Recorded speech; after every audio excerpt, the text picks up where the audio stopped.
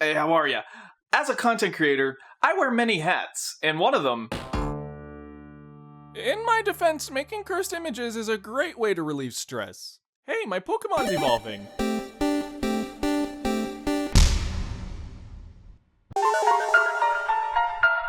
So, oversimplified logos. The good, the bad, and the Arby's. So why do they make logos simple in the first place? If everything looked like clip art, I'd be happy. It's actually more logical than you think. With as few colors, details, and shapes as possible, logos aim to communicate to you what the brand is, so even if you're not paying attention, you can recognize it. Typically, good logos can be made out even if they're sort of obstructed. And a lot of logos do this, but is it even effective?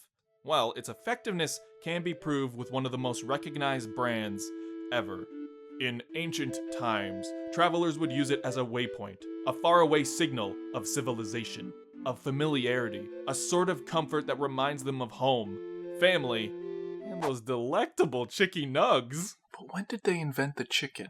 At the end of the day, brands basically sell you a feeling, and logos remind you of those feelings. See, this one makes me sick. So simplified is good, the best logos are. But I feel like it's when companies make a logo that just follows the trends instead of developing what they already had, where the problems start to arise. So let's take a dive into the history.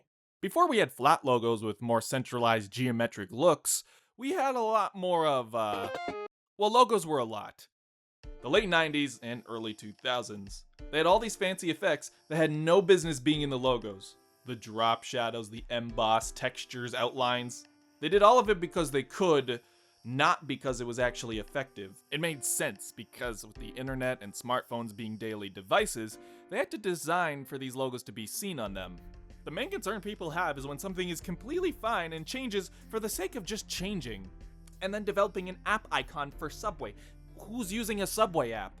Netflix dropped the shadow and has an understated curve and a cross through the pause symbol because they never want you to stop watching. We look evil in the face every day and we're like, I'll pay an extra $1 for it. He likes to eat garbage. Don't you garbage. And Patreon's old logo kind of looks like a roll of sod, but jury's still out if I prefer it over playing Pong. eBay got really excited about blend modes and then... And I give you the Arby's effect. No, not IBS. They tried a trend, immediately regretted it, then went back. And then, later, they actually made a logo that was nice. Altogether, I think that's the problem people have. It isn't the good logo changes, like Burger King. Look at that. It looks juicy. It looks tasty. I actually want to eat here. That's an issue. It's stuff like Wendy's, where it's like, okay, but really, why did you change it to this? And someone's having an identity crisis. If I offered you this, would you trust it? They have a logo that is fine, but then they change it to something simple, too simple, unidentifiably simple from this. Whoa, come on! Honestly, I'm kind of over it. Windex, they've never let me down. So, who is to blame? Well, I don't know if they're to blame, but I see them as the harbingers of evil. Devils in sleek clothing, representing the deadly sins, an era of capitalism, greed. The Starbucks lady's actually inspired by a siren. Literally, she hypnotizes sailors so men lust over her to the point where they crash their ships and die. What kind of psycho says good morning to you like this? And apple? It's a bidden apple. From the forbidden tree of knowledge. A symbol of the devil. Big corporations are evil? No way!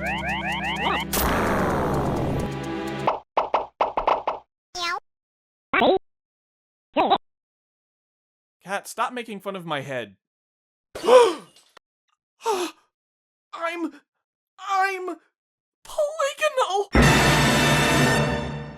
The world has become a white void, a hollow expanse with sprinkles of sans serif fonts and polygons. Here, let's make it easy. I made a Venn diagram of some of the best and worst You know when you like look into the sun and then you have those floaters for a while? If they get any simpler, they are going to tear apart space-time. Hey, did Facebook's profile picture get cropped?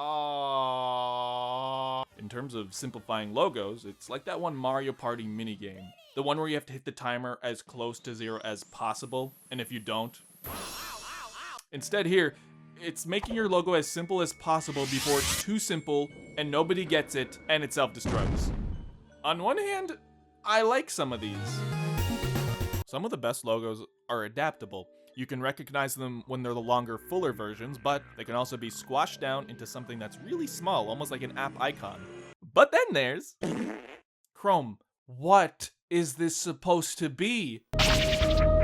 Google actually kind of doomed itself from the start. Its brand already has way too many colors, but it made sense for its purpose, and it's pretty emblematic of that time. I know why they changed it, but I still feel like they should have kept the traditional font. Over time, it would just become attached to the brand to the point where you don't even have to read it. It's just Google. But that's fine.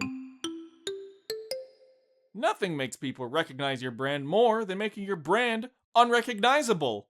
I play up how annoyed I get at trivial things, but this? I'll give you a sec on this one. And no, that's not an anime. I've tried to record audio before, and next thing I know, I'm rotor-brushing Shrek. And it's like, well, excuse me, if I was gonna read what the program was, I wouldn't have looked at the logo. I'd have just typed it in. So are we doomed to an oversimplified dystopia? Well, I don't think so. The fact is, simplified is good when it's done right. And there are these trends that are continuing to break the mold into the new decade, but it's still the classic icons that have stood the test of time. I've always liked the Tim Hortons logo. It might just be a me thing. It reminds me late night drinking ice caps, the smell of burnt coffee, sitting in these booths for so long that your butt goes numb. But one of my favorites. Wow. Guess when the last revision of this was? Reese's Peanut Butter Cup. Real milk chocolate. Good old-fashioned peanut butter. Reese's Peanut Butter Cup. Peanut God, it looks so fresh. The color choice, the outline, it just pops. I don't know how, but they made orange not look orange. Speaking of old, Campbell's most recent logo goes even further back to the 50s. And before that, it still wasn't far off. My point is, over time, they just refined these logos. And even when they boil it down to a small size, their iconic look works because of the specific product they're selling. However, look at this. I don't see anything. What? That's so good. Like, you can tell what that is from, like, just, I guess, because of the old logo, but still, I'm just impressed. But now I'm gonna hit you with a hometown classic. This is our transit, not that one. This is our transit system, and though it reminds me of deciphering a chart of train times, the Go logo, man, it's good. Here, you've got the G and the O, with the lines between them forming negative space, symbolizing a transit map. Plus, the green, symbolizing go, as well as just being a transit color in general. It's really good. It almost makes up for all the times I've been standing in the cold because I missed my bus by 1 minute. So, I don't believe our future is lost. I think the worst of these trends are over, and even if they continued, Canada has the trump card. Exodia. We've reached Steins Gate, gone Super Saiyan, ate as many Sukuna chicken figures as we could, and have reached God status. A hero with no form, a legend with no name.